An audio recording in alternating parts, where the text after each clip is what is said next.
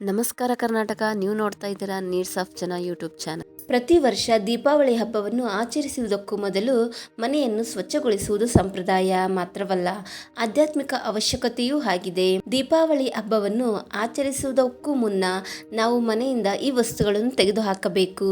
ಲಕ್ಷ್ಮೀ ಗಣೇಶ ಮತ್ತು ಕುಬೇರ ದೇವನನ್ನು 2025ರ ದೀಪಾವಳಿ ದಿನ ಮನೆಗೆ ಆಹ್ವಾನಿಸಲು ಇವುಗಳನ್ನು ಮನೆಯಿಂದ ಹೊರಹಾಕಿರಿ.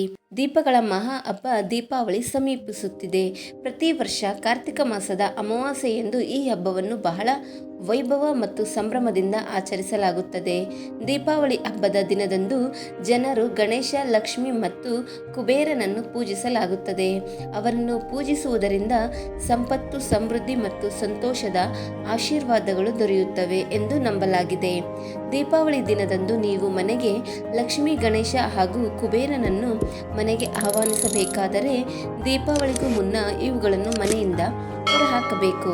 ದೀಪಾವಳಿಗೂ ಮುನ್ನ ಮನೆಯಿಂದ ಇವುಗಳನ್ನು ಹೊರ ಹಾಕುವುದರಿಂದ ಹಾಗೂ ಮನೆಯನ್ನು ಸ್ವಚ್ಛಗೊಳಿಸುವುದರಿಂದ ಲಕ್ಷ್ಮೀ ದೇವಿಯು ನಿಮ್ಮ ಮನೆಯನ್ನು ಪ್ರವೇಶಿಸುತ್ತಾಳೆ ಮತ್ತು ಧನ, ಸಂಪತ್ತು ಮತ್ತು ಸಮೃದ್ಧಿ ದೊರೆಯುವುದು. ದೀಪಾವಳಿಗೂ ಮುನ್ನ ಮನೆಯಿಂದ ಈ ವಸ್ತುಗಳನ್ನು ಹೊರಹಾಕಿ. ಮೊದಲನೆಯದಾಗಿ ಮುರಿದ ವಸ್ತುಗಳು.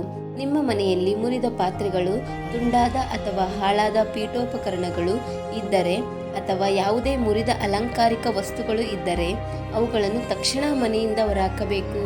ಇದರಿಂದಾಗಿ ದೀಪಾವಳಿ ಸಮಯದಲ್ಲಿ ನಿಮ್ಮ ಮನೆಯು ಧನಾತ್ಮಕ ಶಕ್ತಿಯಿಂದ ತುಂಬಿಕೊಂಡಿರುತ್ತದೆ ಮತ್ತು ವಾತಾವರಣವನ್ನು ಮಂಗಳಕರವಾಗಿಸುತ್ತದೆ. ಬಳಸದೇ ಇರುವಂತಹ ವಸ್ತುಗಳು. ನಾವು ಮನೆಯಲ್ಲಿ ಕೆಲವೊಂದು ಬಳಸದೇ ಇರುವಂತಹ ವಸ್ತುಗಳನ್ನು ಇಟ್ಟುಕೊಂಡಿರುತ್ತೇವೆ. ಅದು ನಮಗೆ ಯಾವುದೇ ಉಪಯೋಗಕ್ಕೆ ಬಾರದೇ ಇರಬಹುದು.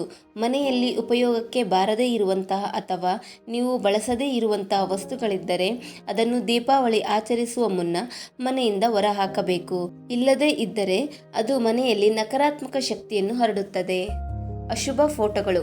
ಮನೆಯಲ್ಲಿ ನಕಾರಾತ್ಮಕತೆಯನ್ನು ಸೂಚಿಸುವ ಯಾವುದೇ ಚಿತ್ರಗಳು ಅಥವಾ ಫೋಟೋಗಳನ್ನು ದೀಪಾವಳಿ ಹಬ್ಬದ ಸಮಯದಲ್ಲಿ ಇಟ್ಟುಕೊಂಡಿರಬಾರದು. ಯುದ್ಧ, ಸಂಘರ್ಷ, ದುಃಖ ಅಥವಾ ಮನಸ್ಸಿನಲ್ಲಿ ಕೆಟ್ಟ ಭಾವನೆಯನ್ನು ಸೃಷ್ಟಿಸುವಂತಹ ಚಿತ್ರವನ್ನು ಅಥವಾ ಫೋಟೋವನ್ನು ಇಟ್ಟುಕೊಂಡಿರಬಾರದು. ಒಂದು ವೇಳೆ ಇಂಥ ಫೋಟೋಗಳು ಮನೆಯಲ್ಲಿದ್ದರೆ ತಕ್ಷಣ ಅದನ್ನು ಮನೆಯಿಂದ ಹೊರಹಾಕಿ. ಇಂಥ ಫೋಟೋಗಳು ಹಬ್ಬದ ಸಂಭ್ರಮವನ್ನು ಮಂಕು ಕವಿದಂತೆ ಮಾಡಬಹುದು. ಒಣಗಿದ ಸಸ್ಯಗಳು. ದೀಪಾವಳಿ ಹಬ್ಬದ ಸಮಯದಲ್ಲಿ ಮನೆಯನ್ನು ಸ್ವಚ್ಛಗೊಳಿಸುವಂತಹ ಸಂದರ್ಭದಲ್ಲಿ ಮನೆಯಿಂದ ಒಣಗಿದ ಅಥವಾ ಮುರಿದ ಗಿಡಗಳನ್ನು ತೆಗೆದುಹಾಕಿ. ಒಣಗಿದ ಸಸ್ಯಗಳು ಮನೆಯಲ್ಲಿದ್ದರೆ ಅದು ವಾಸ್ತುವಿಗೆ ಸಂಬಂಧಿಸಿದ ಸಮಸ್ಯೆಗಳನ್ನು ಹೆಚ್ಚಿಸಬಹುದು.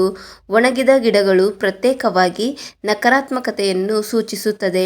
ದೀಪಾವಳಿ ಸಮಯದಲ್ಲಿ ಹಸಿರು ಸಸ್ಯಗಳನ್ನು ತಂದು ಮನೆಯಲ್ಲಿಡಿ. ಇಂಥ ವಸ್ತುಗಳು ಮನೆಯಲ್ಲಿದ್ದರೆ ದೀಪಾವಳಿ ಹಬ್ಬದ ಸಮಯದಲ್ಲಿ ಅವುಗಳನ್ನು ಮನೆಯಿಂದ ಹೊರಗೆ ಹಾಕಿ. ಇವುಗಳು ಮನೆಯಲ್ಲಿದ್ದರೆ ಲಕ್ಷ್ಮೀ ದೇವಿ, ಗಣೇಶ ಹಾಗೂ ಕುಬೇರ ದೇವನು ಮನೆಯನ್ನು ಪ್ರವೇಶಿಸುವುದಿಲ್ಲ. ಇಂತಹ ಮನೆಯು ನಕಾರಾತ್ಮಕತೆಯಿಂದ ತುಂಬಿಕೊಂಡಿರುತ್ತದೆ. ಈ ವಿಡಿಯೋ ನಿಮಗೆ ಇಷ್ಟವಾದರೆ ಲೈಕ್ ಮಾಡಿ, ಶೇರ್ ಮಾಡಿ ಮತ್ತು ಇನ್ನಷ್ಟು ಇಂತಹ ಮಾಹಿತಿಗಾಗಿ ನಮ್ಮ ಚಾನಲ್ ಅನ್ನು ಸಬ್ಸ್ಕ್ರೈಬ್ ಮಾಡಿ. ಮುಂದಿನ ವಿಡಿಯೋದಲ್ಲಿ ಮತ್ತೊಂದು ಉಪಯುಕ್ತ ವಿಷಯದೊಂದಿಗೆ ಭೇಟಿಯಾಗುತ್ತೇನೆ. ಧನ್ಯವಾದಗಳು.